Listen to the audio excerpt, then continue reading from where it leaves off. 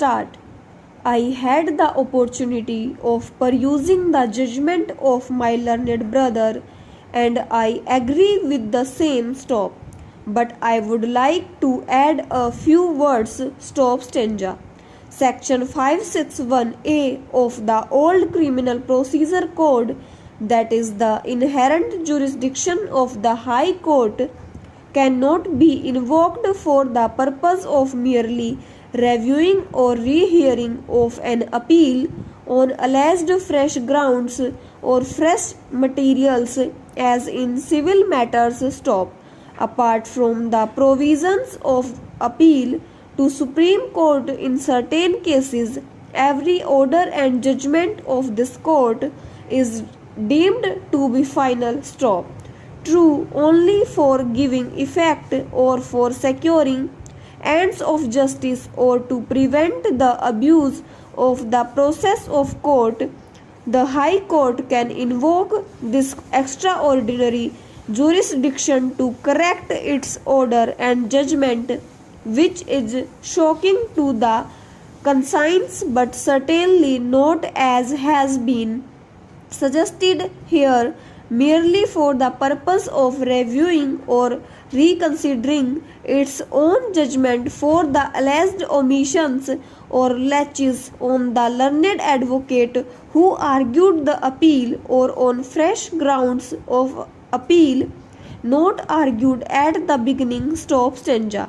In this particular application, learned counsel wanted to bring in certain other points which, according to him, were not urged by the learned advocate for the appellant who argued this appeal before us at the time of hearing. Stop.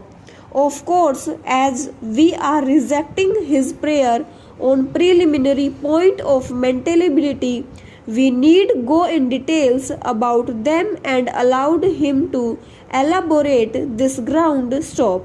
I would like to point out that true, we mainly considered and discussed in our judgment the arguments of the learned senior advocate who appeared for the appellant, but in coining to our decision in the criminal appeal, we also considered and were satisfied about all possible aspects of the case, especially the facts of possession and other matters which are necessary ingredients to prove the offense charged and to come to the finding. We considered the entire evidence, the records and documents of the appeal, and did not base our judgment on only the arguments of the learned advocates. Stop.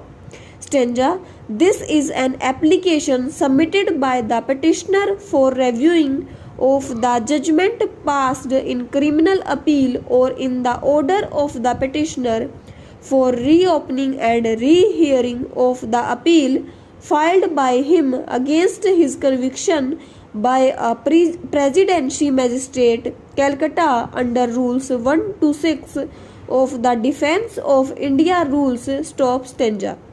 The accused petitioner was sentenced to suffer simple imprisonment for 6 months and to pay a fine of rupees 500 for the first offence committed. Stop.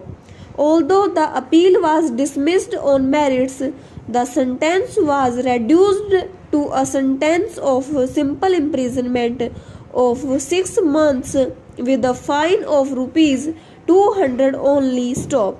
The appeal had been disposed of and the present application was filed on or about 12/6/1974. Stop. In the present application, the petitioner invoked the inherent power of the High Court contained in the Code of Criminal Procedure 1898, now incorporated in the Code 1973. Stop.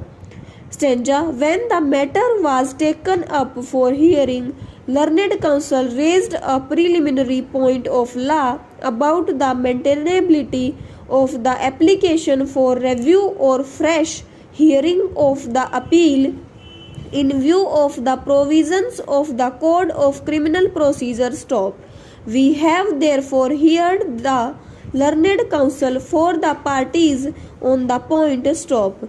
His contention is that as soon as the judgment in the appeal was delivered and signed, the court ceased to have session in the matter and become functus officio, and the court has no jurisdiction to reopen the appeal and rehear the same after setting aside the judgment. Stop.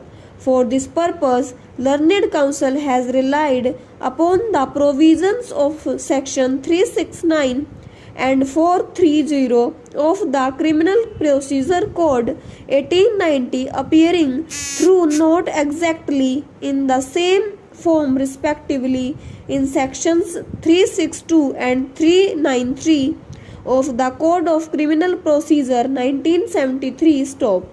He has also referred to some decisions to support his argument to show that the inherent power of the High Court is not applicable in the present case.